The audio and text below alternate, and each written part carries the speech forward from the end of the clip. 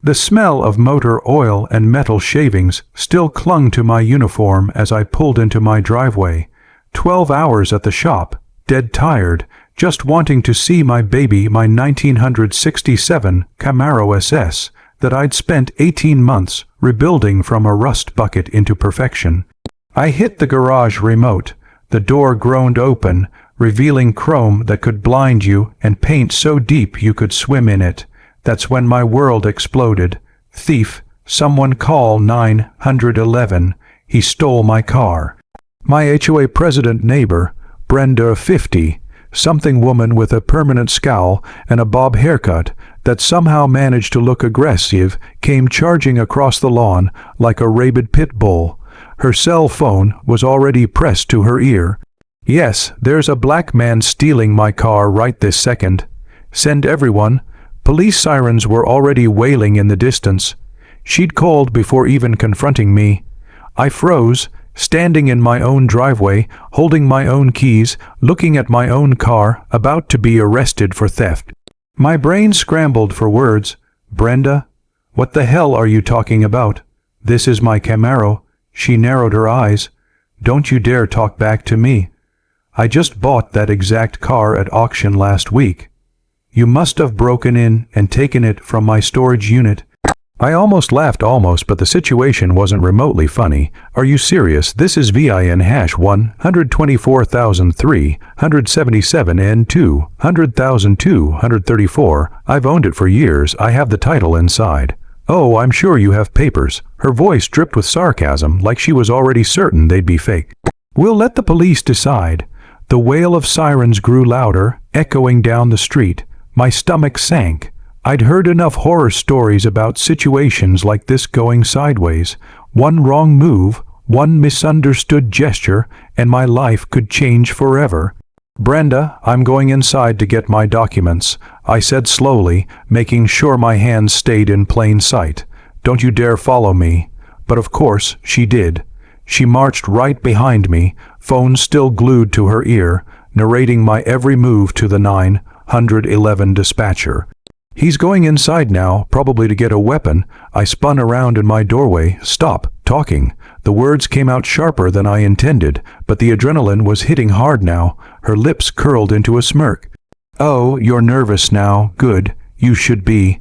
I grabbed the folder where I kept every document for the Camaro, the original bill of sale, restoration receipts, and the title. My hands trembled as I held them up. Here, this proves it's mine. Brenda didn't even look. Nice forgeries won't hold up. Flashing red and blue lights washed over my living room walls. The sound of car doors slamming outside made my pulse spike. 2 officers jogged up the driveway, hands already near their holsters. Sir, step outside.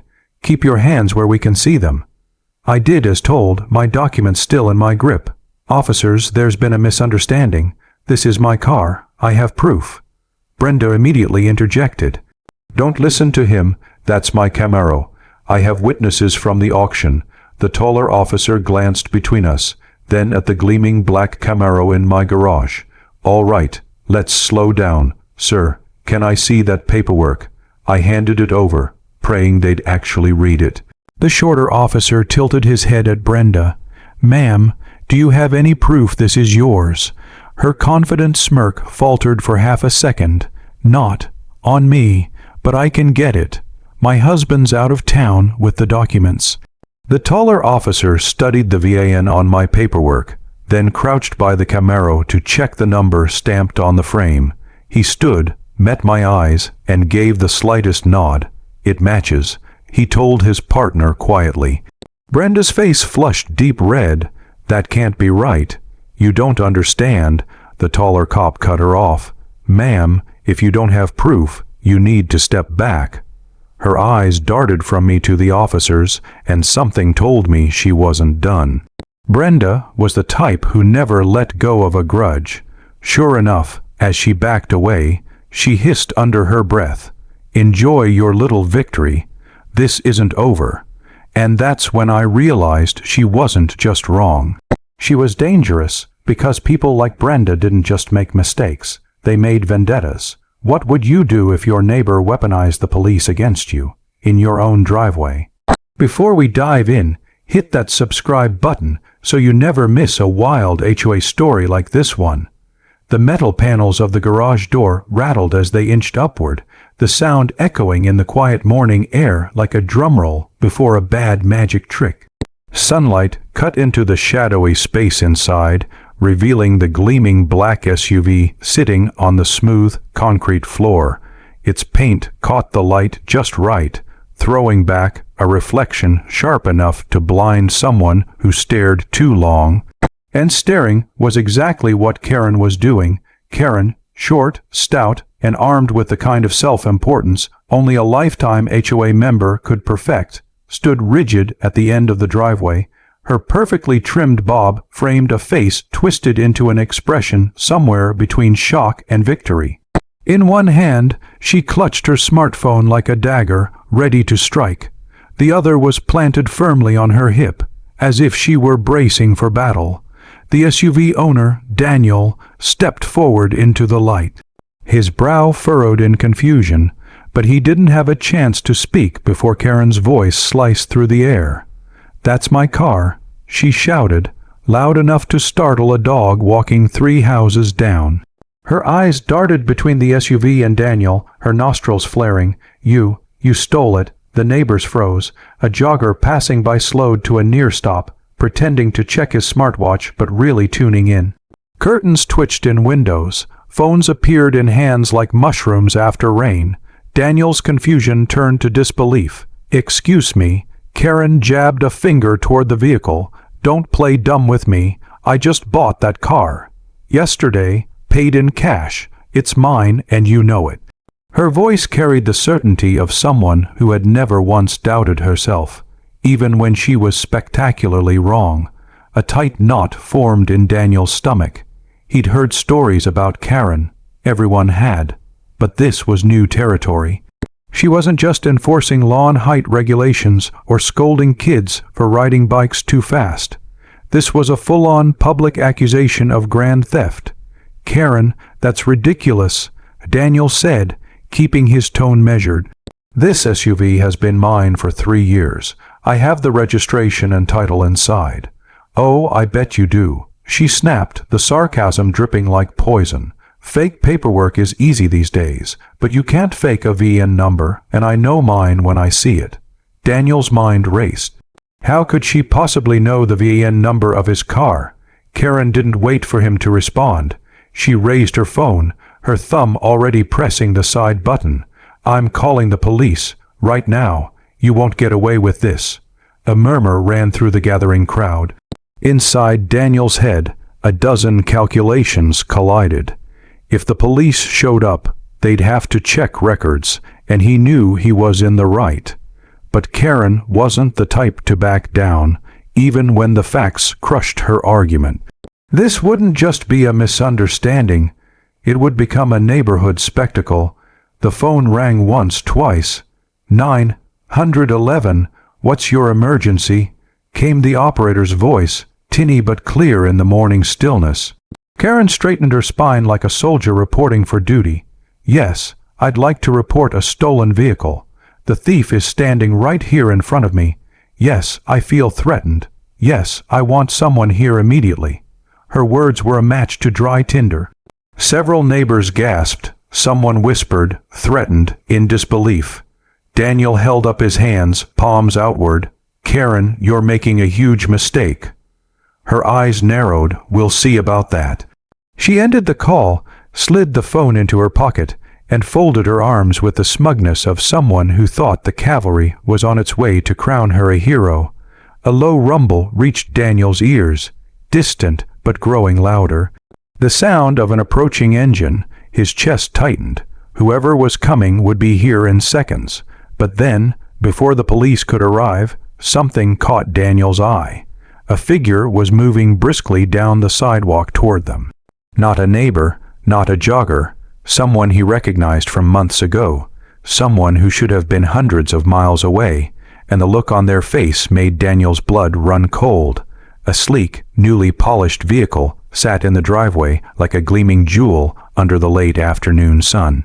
The black paint reflected the neighborhood's manicured lawns and cookie, cookie-cutter houses, while the chrome trim glinted like a warning.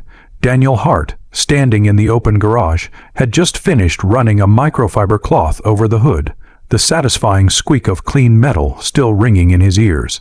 It was his pride and joy not just because it was beautiful, but because it carried a story, one that went deeper than a casual glance could reveal. But to Karen Bloom, the HOA self-appointed watchdog and full-time neighborhood alarm bell, the sight of that car was something else entirely. Her heels clicked sharply against the pavement as she strutted closer, phone in hand like a weapon. "That's my car," she announced loudly, voice slicing through the quiet like a siren. "The very same one I purchased 3 days ago. And you," she jabbed a finger toward Daniel, "are a thief." Gasps rippled from the small group of neighbors gathering along the sidewalk. Some clutched their coffee mugs a little tighter. Others whispered to each other, eyes darting between Karen and Daniel. Daniel's jaw tightened, but his posture remained calm, almost too calm for someone accused of grand theft auto in the middle of his own driveway. "Karen," he said evenly, "you've got this all wrong." "Oh, do I?" she shot back, stepping closer until she was nearly on the driveway. "I have the receipt, the VIN, and a sworn statement from the dealership. That car," she said, her finger now practically touching the hood, "belongs to me." Daniel glanced at the hood she was so eager to claim. "That's interesting," he replied, "because I've owned this car for 7 years. Karen laughed, a short, disbelieving sound that made the neighbors shift uncomfortably. "7 years, please, the dealership just sold it to me. Do you expect me to believe they've been holding it in some magical time vault?" A man in the crowd, Mr. Patterson from 2 doors down, scratched his head. "Karen, I've seen Daniel driving that car since he moved in." Karen's eyes narrowed at him. "You think you've seen it? People swap plates all the time. It's a trick." Daniel's patience was wearing thin, but he kept his tone measured. "You're accusing me of stealing a car in broad daylight, from my own garage, in a neighborhood with at least 6 security cameras watching. Does that really sound like something I'd do?" Karen's smirk returned. "Desperate criminals do desperate things, and that car is worth it. Limited edition, pristine condition. The dealership even said it was just serviced." "That's because I just had it serviced," Daniel replied, taking a step closer. His eyes locked with hers, unwavering. "At the same shop I've been going to for years. You want to see receipts? I have every single one." Karen lifted her phone. "I don't need your receipts. I have 911 on speed dial. And if you don't hand over the keys." The sound of a camera shutter cut through her words. Everyone turned to see a teenager on a bike, phone in hand, recording everything. "This is going on next door," the boy announced. Karen whipped around. "Delete that video right now." The boy pedaled back a few feet. "Freedom of speech, lady." Daniel's lips twitched, though his eyes stayed serious. "Karen, I suggest you think carefully before making a false police report. You might end up explaining this whole scene to a judge." But Karen's pride was a force stronger than reason. She pressed the call button on her phone, and everyone could hear the tinny voice of the emergency operator. 911, what's your emergency?" Karen's voice was loud and clear. "Yes, I need the police at Willow Creek Estates, Maple Drive. A man has stolen my vehicle and is threatening me in my own neighborhood." The crowd's murmurs grew louder. A few people shook their heads, but no one dared step between them.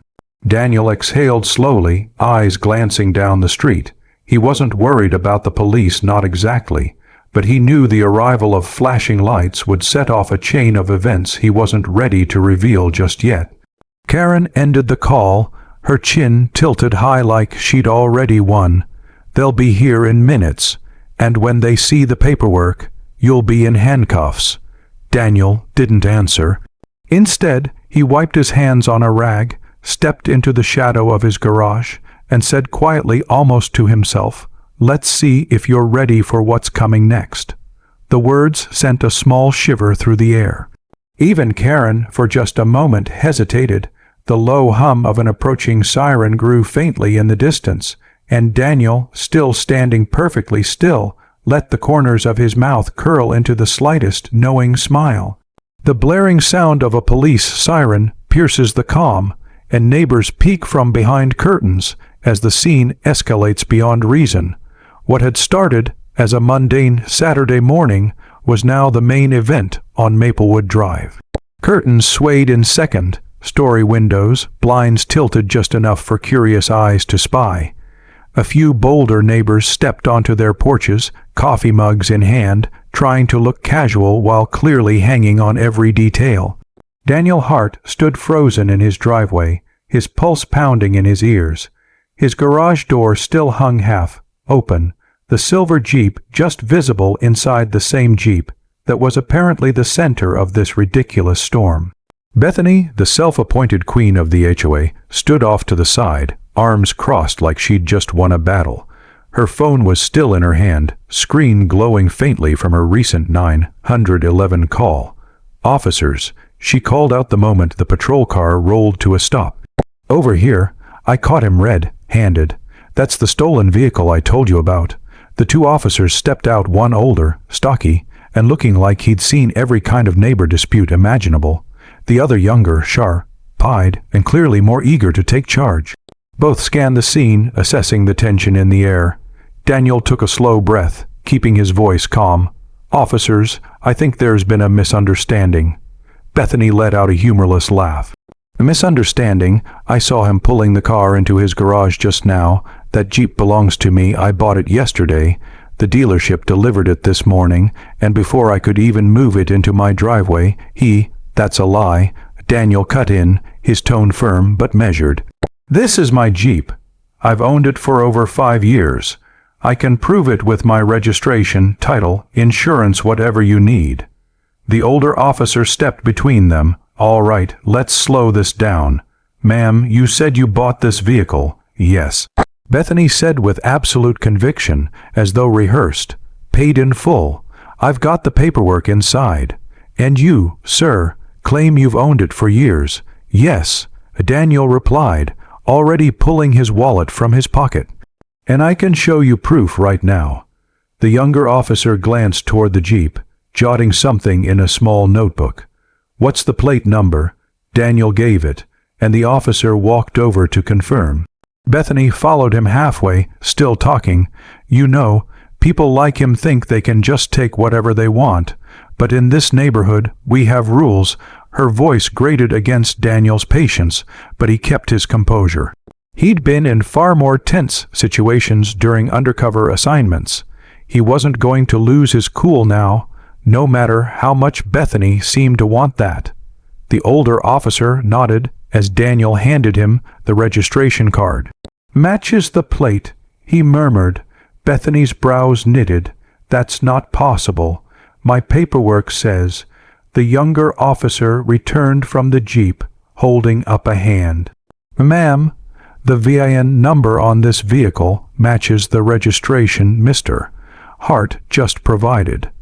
According to the DMV database, he's been the registered owner since 2019. For a moment, the street was silent except for the faint hum of the idling police car. Bethany's mouth opened, then closed again. A flush crept up her neck. No, there's something wrong. My friend at the dealership," she began, but her voice cracked just slightly. The older officer looked at her evenly.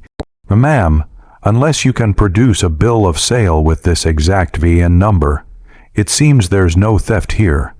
We'll still need to hear your side, but I suggest you consider the possibility that someone misled you." Bethany shifted her weight, looking suddenly smaller in her designer tracksuit. But instead of backing down, she straightened and jabbed a finger toward Daniel. "You're lucky they showed up when they did. I'll get to the bottom of this, and when I do, you'll regret." "Ma'am," the officer interrupted firmly, "let's keep this civil. This is a quiet neighborhood, right?" A murmur of agreement rippled from the onlookers. Daniel glanced around, locking eyes with Mrs. Palmer from next door, who gave him a sympathetic nod. Across the street, Mr. Ellis leaned against his mailbox, clearly enjoying the drama. The younger officer stepped closer to Daniel. "Do you want to file a harassment complaint?" he asked in a low voice, out of Bethany's earshot. Daniel hesitated. Filing a complaint would certainly send a message, but something in Bethany's behavior gnawed at him. This wasn't just nosy, neighbor meddling. She had spoken with too much certainty, too much confidence, as if someone had fed her this story deliberately. "No," Daniel said slowly, "not yet. But I'd like it noted in case this happens again." The officer nodded, jotting it down. As the patrol car pulled away and the crowd began to thin, Bethany stood at the edge of her driveway, glaring at Daniel with an intensity that promised this wasn't over. Daniel closed his garage door, but his gut told him the real trouble hadn't even begun. Because somewhere, behind Bethany's accusations, there was a thread, and he was starting to suspect that pulling it might unravel something much bigger than a neighborhood dispute. That night, just as Daniel began to think the day was over, a shadow moved outside his window, and it wasn't Bethany. A simple document, hidden in a dusty folder, reveals a truth that shatters Karen's confident narrative and flips the entire situation on its head. The police station smelled faintly of stale coffee and photocopier toner. Daniel sat in a plastic chair, his back straight but his jaw tight, watching the minutes crawl by on the cracked wall clock above the reception desk. Karen, on the other hand, was pacing like a cat in a cage, arms folded, her designer scarf fluttering slightly with each sharp turn she made. Sergeant Williams, the officer who had been called to the scene earlier, finally returned with a small manila folder in hand. His face was unreadable, the kind of neutral expression police officers perfected after years of mediating neighborhood disputes. "Mr. Hart," Williams said, addressing Daniel first, "you mentioned you had proof of ownership for the vehicle in question." Daniel nodded. "Yes, sir. I bought that Jeep over a year ago. I have the title, bill of sale, and registration." Karen scoffed. "Oh, please, anyone can forge a bill of sale these days. This man is a con artist. My car was delivered yesterday. Yesterday. Do you expect me to believe it's been his for over a year?" Williams held up a hand.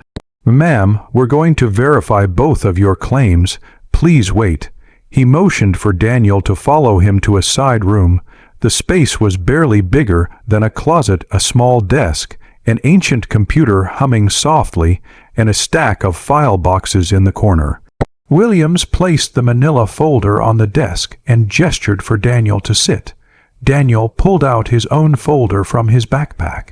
It was old, the edges worn, but everything inside was neatly organized photocopies of the Jeep's paperwork, service receipts, even a handwritten note from the dealership manager when he'd purchased it. Williams compared the VIN numbers carefully, his brow furrowing slightly. He typed something into the computer, waited, and then a document appeared on the screen. This, Williams said slowly, is interesting. He swiveled the monitor so Daniel could see. There, in the official state DMV database, was a clear record of Daniel Hart purchasing the Jeep on the date he'd claimed. The record also showed every registration renewal all in his name, but that wasn't the surprising part. The surprising part was a second entry, dated just 3 days ago. It showed an attempted registration transfer by someone named Karen L. Whitmore. Williams tapped the screen. "Looks like someone tried to re-register your Jeep using a bill of sale that doesn't match our records. The system flagged it." Daniel's eyes narrowed. "So she tried to register my car. Before even confronting me, Williams leaned back. "That's what it looks like." Meanwhile, out in the reception area, Karen sat with her phone glued to her ear, speaking in hushed but frantic tones. "No, I'm telling you, this man is dangerous. He stole it. I don't care what paperwork he has, it's fake. Do you hear me? Fake?" The sliding glass door to the station opened, and a young man in a courier uniform stepped in, holding a thick envelope. "Delivery for Officer Williams," he said. Williams signed for it and tore the envelope open. Inside was a faxed set of documents from a nearby dealership, the one Karen claimed sold her the Jeep. He scanned the pages, his eyes flicking over the dealership's letterhead, the supposed bill of sale, and the payment records.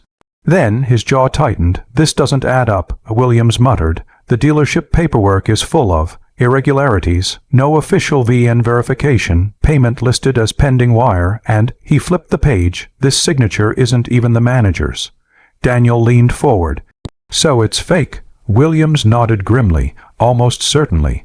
Back in the lobby, Karen was laughing now, clearly believing she still had the upper hand. "Oh, they're verifying everything. This will be over soon. He'll be walking home, trust me." Williams stepped into the lobby holding both folders, Daniel's legitimate paperwork and Karen's questionable one. The weight of the silence was thick as he approached. "Ms. Whitmore," he began slowly, "where exactly did you purchase this vehicle?" Karen smiled with exaggerated patience. "Like I told you, officer from Hawthorne Luxury Motors, just this week. Cash deal." Williams glanced at Daniel, then back at her. "That's interesting, because Hawthorne Luxury Motors says they've never sold you a vehicle. In fact, the bill of sale you provided uses an old company logo they stopped using 5 years ago, and the person who supposedly signed it retired last year." The color drained from Karen's face. "But that's impossible," she stammered. "There must be some mistake." Williams set the fake bill of sale on the counter between them. "We'll need to continue this conversation in our interview room. This is starting to look less like a misunderstanding and more like fraud." Karen's mouth opened, but no sound came out. Daniel stood silently, heart pounding. For the first time since this ordeal began, it felt like the tide was turning. But just as Williams motioned for Karen to follow him, the front doors of the station burst open, and 2 men in plain clothes walked in, flashing federal badges. "Officer Williams," the taller one asked. "We need to speak with you immediately about this vehicle." And Ms. Whitmore. The entire room froze. For years, Karen had wielded the HOA rulebook like a sword. If a neighbor's grass was half an inch too tall, she was the first to report it.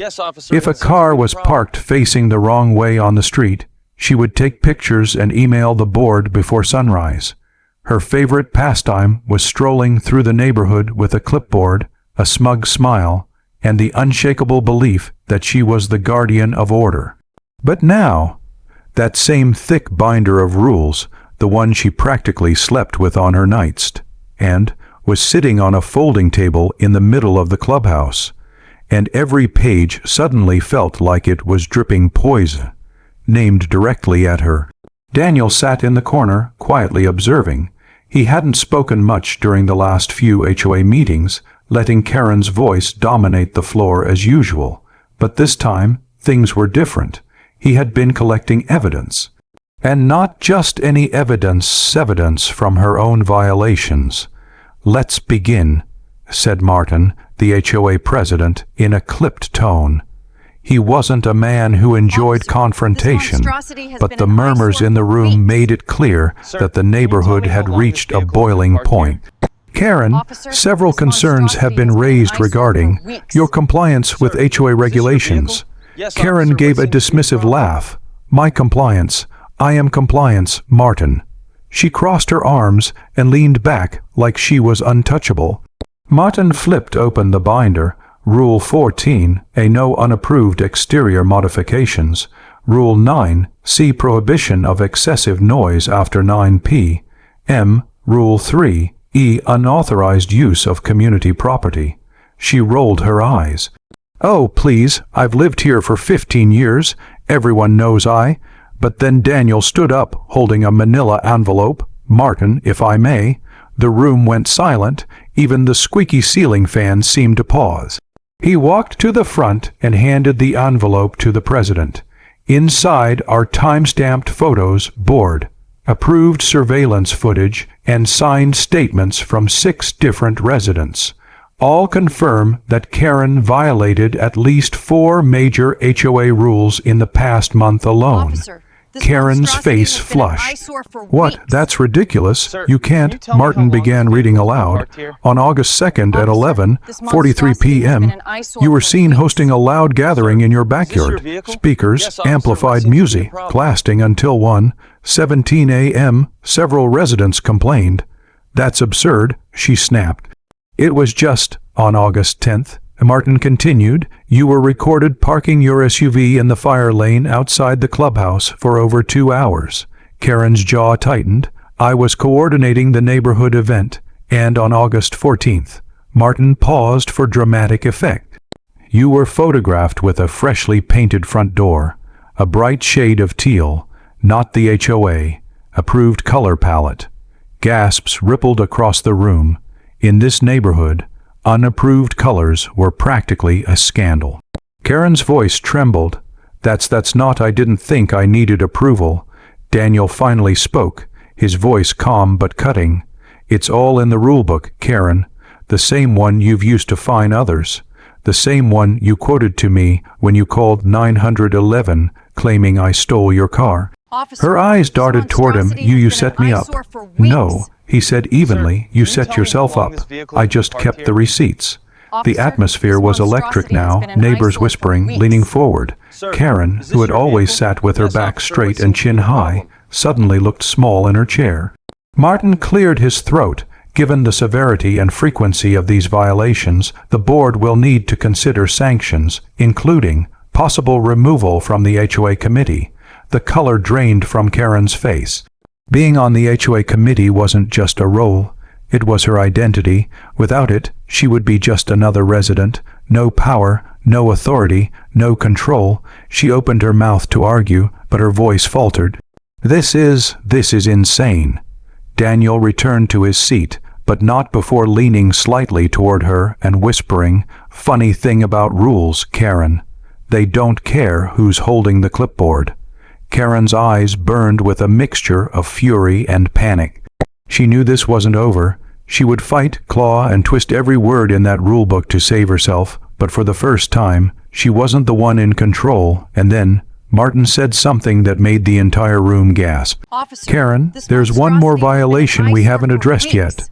Her head Sir, snapped up. can you tell me What how are you long this talking vehicle has about? been parked He here? closed the binder slowly. Officer, It's this not about monstrosity property has been an lines, eyesore or for noise, weeks. or paint colors. Sir, It's is this something your far vehicle? more serious, Yes, officer, what something seems that to be might the problem? involve the police. The room fell into dead silence. Even Daniel's heart skipped a beat. Karen's hand trembled as she gripped the edge of the table. What violation? She whispered. Martin looked her straight in the eye. The one involving the car you claim you just bought. The morning air was crisp, the kind that seemed to carry sound farther than usual. Word had already spread through the neighborhood like wildfire. Karen was going to apologize. It was a sight no one thought they'd ever see. The self-appointed queen of the HOA, the woman who had called the police on her own neighbor over a car she claimed was hers, was about to make amends. Publicly, Daniel stood at the edge of his driveway, leaning casually against the hood of his Jeep, the same Jeep Karen had sworn she bought, the same Jeep that police records had proven beyond a shadow of a doubt belonged to him. He wore his usual calm expression, but there was a subtle tension in his shoulders. This wasn't about revenge for him. Sir, It wasn't can you about tell me how long embarrassing this her. vehicle has been This was parked here? about closure. Still, Officer, part of this him couldn't help but monstrosity has wonder been an if she'd eyesore for actually go through with weeks. it. Or if she had this some your other vehicle? scheme in Yes, mind. officer, what seems to be Across the the problem? street, Karen emerged from her front door. She wasn't wearing her usual power outfit, no pressed blazer, no oversized sunglasses. Instead, she wore a plain cardigan and jeans. Her hair was pulled back, and for the first time in Daniel's memory, she didn't look like she was preparing to dominate a meeting. She looked small. Neighbors began to gather. Some leaned on their fences. Others came out to their driveways. A few even stood with their phones in hand, ready to record what was sure to be the most talked-about moment of the year. Karen walked slowly toward Daniel's driveway, each step echoing like a drumbeat in the heavy silence. She stopped just short of him and cleared her throat. I was wrong, she began, her voice wavering. I accused you of something you didn't do. I called the police without cause. I made a scene. A murmur rippled through the small crowd. Officer, This was already more humility than most had ever seen from her. Karen glanced down at her hands, then back up at Daniel. The truth is, I let my assumptions and my position in the HOA get the better of me. I thought I knew everything. I didn't. I was wrong. Daniel studied her for a moment, his face unreadable. And the part where you told the entire neighborhood I was a thief. She flinched, but nodded. That too. I am sorry. The words seemed to hang in the air, almost too heavy to fall. The crowd was silent, waiting to see what would happen next. Daniel took a slow breath. Karen, I accept your apology, but you need to understand something. This isn't just about a car. You've been using HOA rules to intimidate people here for years. You've fined them, embarrassed them, threatened them all in the name of order. That has to stop. Karen hesitated, her lips pressed into a thin line. For a moment, it looked like she might push back. But then, she simply said, I know. It was the quietest admission, but the most powerful. From the sidelines, Mr. Alvarez, a longtime neighbor who had been on the receiving end of her fines more than once, called out. So does this mean you'll stop hassling everyone about their lawn height?